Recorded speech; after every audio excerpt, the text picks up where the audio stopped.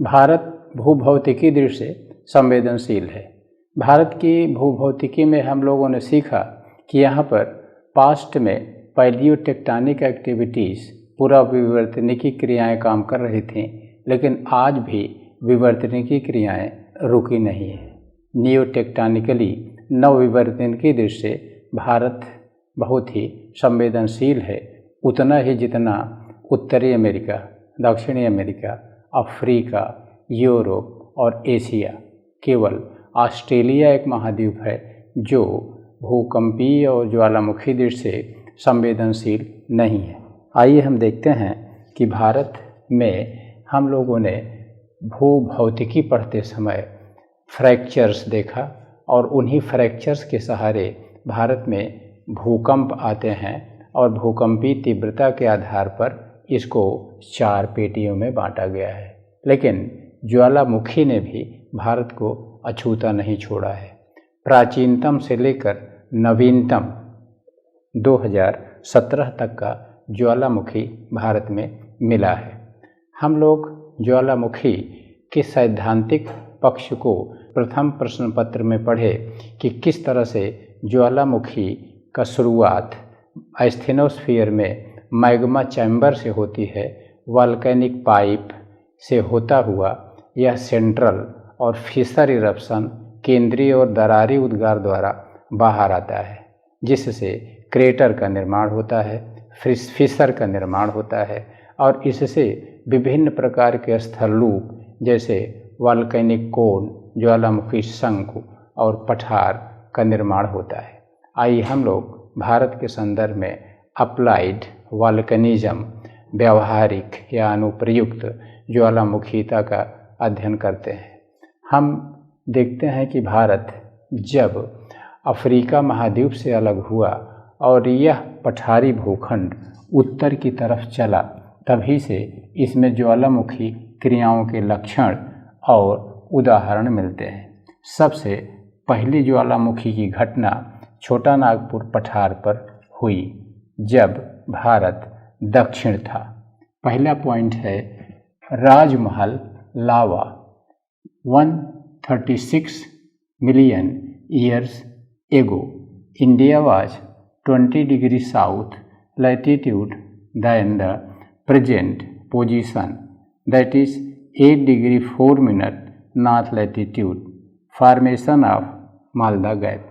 बात है 136 मिलियन वर्ष पहले की। हिमालय की उत्पत्ति शुरू ही नहीं हुई थी। भारत का यह पठारी भाग आगे बढ़ रहा था, जिसके 2 अग्रभाग थे, एक अरावली और दूसरा राजमहल पहाड़ियाँ। और उस समय राजमहल पहाड़ियों की टकराहट तिब्बत पठार से हुई और तिब्बत पठार से टकराने के बाद यहाँ पर फ्रैक्चर्स डेवलप हो गए और ये फ्रैक्चर्स आज भी हैं, जिसके सहारे दामोदर, महानदी, सोन, नर्मदा का ऊपरी प्रवाह है। और यहाँ पर फ्रैक्चर के सहारे जो मैग्मा हिमालय के नीचे एस्थेनोस्फीयर में बन रहा था, वह इनसे होकर के निकल आया। और यह 136 मिलियन वर्ष पहले की बात है, जब पूरा भारत भूखंड वर्तमान की तुलना में 20 डिग्री दक्षिण अक्षांश पर था। अर्थात यदि कन्याकुमारी आज 8 डिग्री 4 मिनट उत्तरी अक्षांश पर है, तब इसको 20 डिग्री दक्षिण यदि खींच दिया जाए तो कन्याकुमारी का स्थान लगभग 12 डिग्री दक्षिण अक्षांश पर हो जाएगा। अर्थात यह भाग जो कि 20 डिग्री उत्तरी अक्षांश पर है, इक्वेटर पर था। और इसकी व्याख्या हम लोग कर चुके हैं कि यहाँ लावा भी बना और उसी के साथ ही साथ यहाँ पर भ्रंशों के सहारे वनस्पतियाँ दबी, कोयला भी बना। इस तरह से एक कोयलांचल लावांचल भी बन गया। और हम एक चीज़ इसमें और देखते हैं कि मालदा गैप का निर्माण इसी समय शुरू हुआ। अर्थात जब यहाँ लावा का उद्गार हो रहा था तो यह वाला भाग धीरे धीरे धंसने लगा और मालदा गैप के निर्माण की शुरुआत हो गई, जो आज भी बन रहा है। विवर्तनिकी दृष्टि से मालदा गैप आज भी धंस रहा है, जिसको हम एक अलग वीडियो में पढ़ चुके हैं। हाँ, यहाँ राजमहल क्षेत्र में या छोटा नागपुर पठार पर जो लावा का निक्षेप हुआ उसको पाट भूमि कहते हैं। जैसे भारत में महाराष्ट्र के लावा को ट्रैप कहते हैं, ऐसे ही यहाँ पर छोटा नागपुर पठार पर इसका स्थानीय नाम पाट भूमि है और विशेष विख्यात नेतरहट पाट है। और रांची में छोटे छोटे बहुत पाट हैं, अर्थात जब लावा निकला तो वह निम्न भागों में जमा हो गया, जमीन पट गई, इसलिए स्थानीय नाम पाट भूमि है। और इसका परिणाम है कि छोटा नागपुर पठार कोयलांचल क्षेत्र में काली मिट्टी भी मिलती है, लेकिन यदि लैटराइट मिट्टी यह मिल जाए तो कोई आश्चर्य नहीं है। क्यों लैटराइट? क्योंकि बहुत पहले 136 मिलियन वर्ष पहले यह लगभग इक्वेटर पर था। इक्वेटर पर अधिक तापमान और अधिक वर्षा के कारण यहाँ पर लैटराइजेशन हुआ और आज भी लैटराइट मिट्टी मिलती है। दूसरी घटना हो रही है Dras volcanism 80 to 70 million years ago, Eocene period. और इसी समय पंजाल वॉल्केनिज्म, पंजाल में ज्वालामुखीता हुई। हम देख रहे हैं द्रास और कारगिल फेमस हो गए भारत पाक युद्ध के कारण, लेकिन द्रास एक ऐसा स्थान है जहाँ पर लगभग 80 से 70 मिलियन वर्ष पहले ज्वालामुखी का उद्गार हुआ था। और इसी तरह से इसी के दक्षिण में मिडिल हिमालय, जिसको कि पीर पंजाल कहते हैं, में भी ज्वालामुखी का उद्गार हुआ और उसको पंजाल वॉल्केनिज्म, पंजाल ज्वालामुखीता कहा जाता है। प्रश्न उठता है कि ऐसा क्यों हुआ।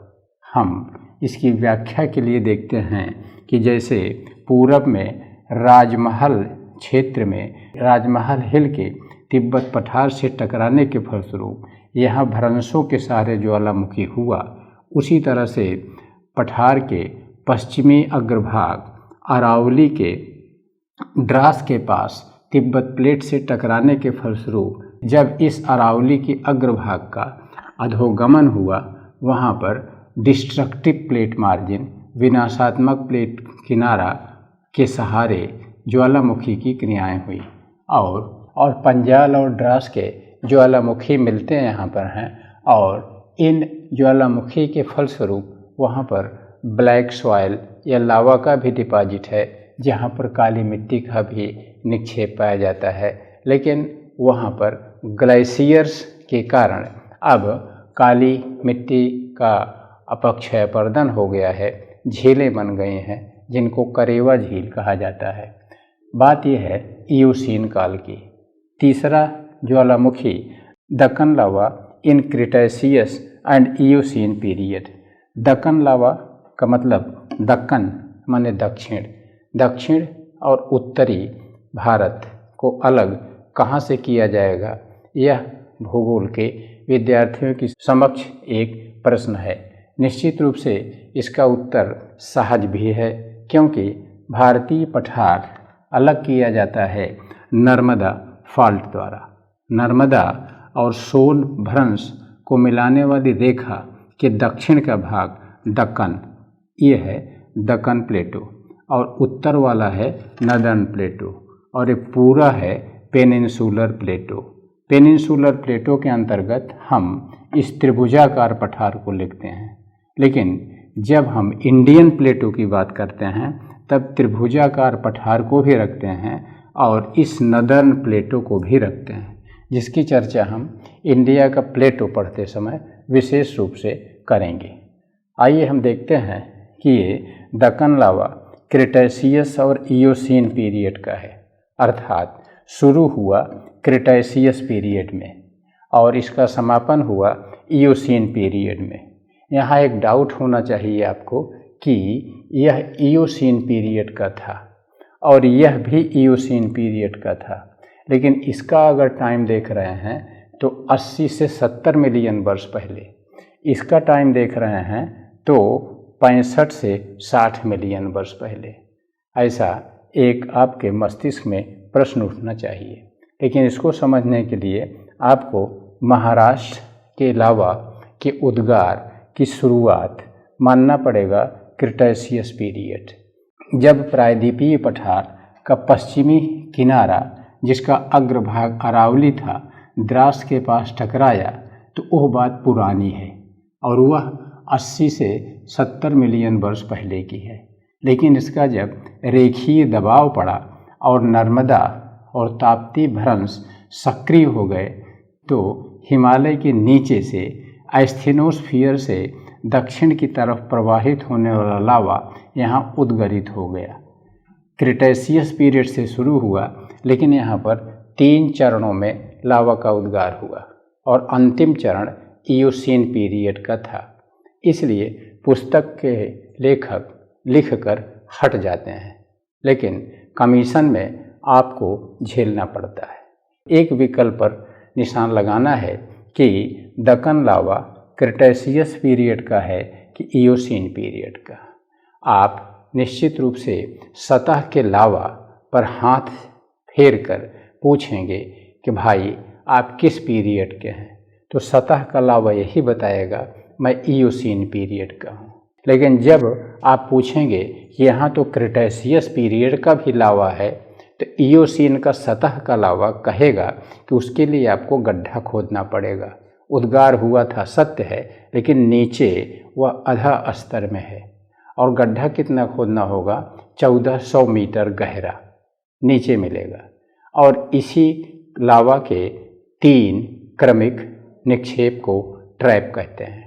ट्रैप माने होता है परतें, लेकिन यह ट्रैप सेडिमेंट्री रॉक्स अवसादी चट्टानों का नहीं है। अवसादी चट्टानों की परतों के बीच में जीवावशेष मिलते हैं, उन चट्टानों में भी जीवावशेष मिलते हैं, लेकिन यहाँ पर परतों के अंदर जीवावशेष नहीं मिलते, क्योंकि वह तो एस्थेनोस्फीयर से निकला हुआ गर्म मैग्मा है जो लवणांश युक्त होता है। हाँ, एक परत जमा हो गई, फिर एक अवकाश हुआ जिसमें सतह पर मिट्टी का विकास होगा, वनस्पतियों का, जीवों का, और पुनः कालांतर में वहीं पर लावा का उद्गार हो गया तो निश्चित रूप से वहाँ पर एक दूसरी परत जम जाएगी और नीचे की पहली परत उसके ऊपर की दूसरी परत के बीच में जमा हुए जीवावशेष फॉसिल्स हो जाते हैं और उसको इंटरट्रैपियन फॉसिल्स, अंतरट्रैपीय जीवाश्म कहते हैं। ऐसे अनुसंधान मध्य प्रदेश के मोहगांव कला जिले में मिलते हैं, जिसमें मिलने वाले फॉसिल्स आज से 7 करोड़ वर्ष पुराने हैं और वह कोकोनट के हैं, नारियल के हैं। इस तरह से यह रहा ट्रैप। ट्रैप की विशेषता सीखने के बाद आपको बताना होगा कि दक्कन ट्रैप का मतलब दक्षिण का ट्रैप, जो कि महाराष्ट्र में फैला हुआ है और महाराष्ट्र का यह भाग ऊंचा भाग है और इससे लावा का फ्लो तीनों तरफ हुआ। पश्चिम की तरफ भी गुजरात तक गया, उत्तर में भी ये दक्षिण पश्चिम मध्य प्रदेश में गया, पूरब की तरफ यह तेलंगाना में, कुछ आंध्र प्रदेश के भाग में और कुछ कर्नाटक के उत्तरी भाग में पहुंचा। हाँ, स्मरणीय है कि यहाँ पर सेंट्रल इरप्शन नहीं हुआ, यहाँ पर फिशर इरप्शन, दरारी उद्गार हुआ। क्यों? क्योंकि नर्मदा और ताप्ती दोनों फॉल्ट लाइन हैं, दरार हैं, उन्हीं के सहारे यहाँ मैग्मा निकला। इसलिए महाराष्ट्र के पश्चिम भाग में उस मैग्मा या लावा या ट्रैप की मोटाई सर्वाधिक है, लगभग 1400 मीटर। लेकिन जैसे जैसे पश्चिम, उत्तर, पूरब, दक्षिण जाते हैं, उसकी मोटाई, ट्रैप की मोटाई कम होती जाती है और एकदम लास्ट में तो पतली सी पपड़ी है और वहाँ पर मिक्स हो जाती हैं चट्टानें। कौन चट्टानें? ये लावा की काली मिट्टी की चट्टानें और लैटराइट और लाल मिट्टी। इस तरह से यहाँ पर मिक्स्ड सॉइल मिलती है, जिसको हम लोग सॉइल में सीखेंगे। बस अभी इतना ही कि महाराष्ट्र का दक्कन ट्रैप 65 से 60 मिलियन वर्ष पहले बना। और ये महाराष्ट्र के दक्कन ट्रैप पर कुछ व्यवहारिक प्रश्न भी कमीशन द्वारा पूछे जा सकते हैं। क्यों? क्योंकि पूरा प्रायद्वीपीय पठार भ्रंशों से युक्त है और महाराष्ट्र में भी गोदावरी, कृष्णा, कोयना भ्रंश हैं। उन भ्रंशों के सहारे निश्चित रूप से कोयला मिलता है, जियोथर्मल एनर्जी मिलती है और भ्रंशों के आसपास विभिन्न खनिज मिलते हैं। खनिज मिलने का कारण क्या है कि यहाँ पर अरावली, कुडापा और विशेष रूप से धारवाड़ियन क्रम की चट्टानें हैं जो खनिज की दृष्टि से संपन्न है। इसलिए कमीशन आपसे पूछ सकता है कि महाराष्ट्र खनिज की दृष्टि से संपन्न है, लेकिन यहाँ पर खनिज आधारित उद्योग नहीं है। महाराष्ट्र में अधिकांश कृषि आधारित उद्योग है, जैसे चीनी मिल, कपड़ा मिल इत्यादि। इसकी व्याख्या आपसे पूछी जा सकती है, जिसका उत्तर सरल है। महाराष्ट्र खनिज की दृष्टि से संपन्न है, लेकिन खनिज का निकाल पाना दुष्कर है, क्योंकि यहाँ पर लगभग 1400 मीटर मोटी लावा की परत है, जो कि आग्नेय चट्टान है, आयरन रिच है। लेकिन आग्नेय चट्टान पर काली मिट्टी विकसित हुई है, जिस पर कपास की, गन्ने की, गेहूं की और अन्य फसलों की अच्छी कृषि होती है। इसलिए महाराष्ट्र खनिज की दृष्टि से संपन्न होती हुई भी खनिज आधारित उद्योगों से विपन्न है, लेकिन कृषि आधारित उद्योगों से संपन्न है। ये रही बात इस दक्कन लावा के समय की और उसके महत्व की। अब हम देखते हैं ज्वालामुखी का चौथा चरण यहाँ पर अंडमान और निकोबार द्वीप समूह में है। स्पेशली यहाँ पर 2 द्वीप हैं, बारेन और नारकोंडम, और यह किस काल के हैं? होलोसीन। जियोलॉजिकल पीरियड का अंतिम पीरियड जो इस समय चल रहा है वो है होलोसीन। यह दोनों अंडमान और निकोबार द्वीप समूह पर हैं। क्यों है, इसकी व्याख्या आपसे पूछी जा सकती है, जिसमें आप स्पष्ट रूप से बताएंगे कि यह भारतीय प्लेट का पूर्वी किनारा है जो 90 ईस्ट रिज के सहारे है, और यहाँ पर विनाशात्मक प्लेट किनारा है, और विनाशात्मक प्लेट किनारे में भारतीय प्लेट जो कि महासागरीय प्लेट है, महाद्वीपीय प्लेट नहीं है, इसका अधिकांश भाग महासागरीय है, तो वह भारतीय महासागरीय प्लेट यहाँ छेपित हो रही है, अधोगमित हो रही है इस म्यांमार प्लेट के नीचे। इसलिए विनाशी प्लेट किनारों के सहारे हमेशा केंद्रीय उद्गार होता है, और वही केंद्रीय उद्गार बारेन और नारकोंडम में है। नारकोंडम तो डॉर्मेंट का मतलब एक मृतप्राय ज्वालामुखी हो गया है, निष्क्रिय हो गया है, लेकिन बारेन एक एक्टिव ज्वालामुखी हो गया है, जिसकी लोकेशन आप देख रहे हैं। और यहाँ कुछ निश्चित समयांतराल के साथ ज्वालामुखी की क्रियाएं होती रहती हैं, जैसे 1787, 1789, 1803, 1852, 1991, 1993, 1994, 1995, 2005, 2007 और 2017। और भविष्य में निश्चित रूप से इस डेटा को देखने के बाद आप ऐसा पूर्वानुमान कर सकते हैं कि यहाँ पर ज्वालामुखी की क्रियाएं होती रहेंगी, और इस आधार पर आप यह निर्णय ले सकते हैं कि यदि किसी विनाशात्मक प्लेट के किनारे केंद्रीय उद्गार से ज्वालामुखी क्रिया हो रही है और वहीं पास में अगर एक भूसन्नति है, इससे स्पष्ट होता है कि यदि किसी विनाशात्मक प्लेट के किनारे ज्वालामुखी क्रिया हो रही है केंद्रीय उद्गार से और उसी के पास एक भूसन्नति है, तो इसका जियोलॉजिकल फ्यूचर का फोरकास्ट आप कर सकते हैं। अर्थात यहाँ पर आने वाले भविष्य में कभी एक नया मोड़दार पर्वत बनेगा और उसमें यह ज्वालामुखी एक उदाहरण होगा। अर्थात यदि इस भविष्य को हम विगत से जोड़ें तो द्रास का ज्वालामुखी कुछ ऐसा ही है। यहाँ पर एक टिथिस जियोसिंक्लाइन थी और उस भूसन्नति, बड़ी भूसन्नति के किनारे द्रास के पास सेंट्रल इरप्शन हुआ, क्योंकि विनाशी किनारा था और विनाशी किनारे के साथ सेंट्रल इरप्शन हो रहा है और बड़ी सी भूसन्नति है, तो निश्चित रूप से वहाँ पर एक फोल्डेड माउंटेन अस्तित्व में आएगा। इस तरह से आपसे भविष्य में ज्वालामुखी पर बनने वाले प्रश्न पूछे जा सकते हैं। अगला हमारा एक पॉइंट है पॉसिबिलिटी, संभावनाएं। क्या भारत इस ज्वालामुखी विपदा या डिजास्टर से भविष्य में प्रभावित होगा?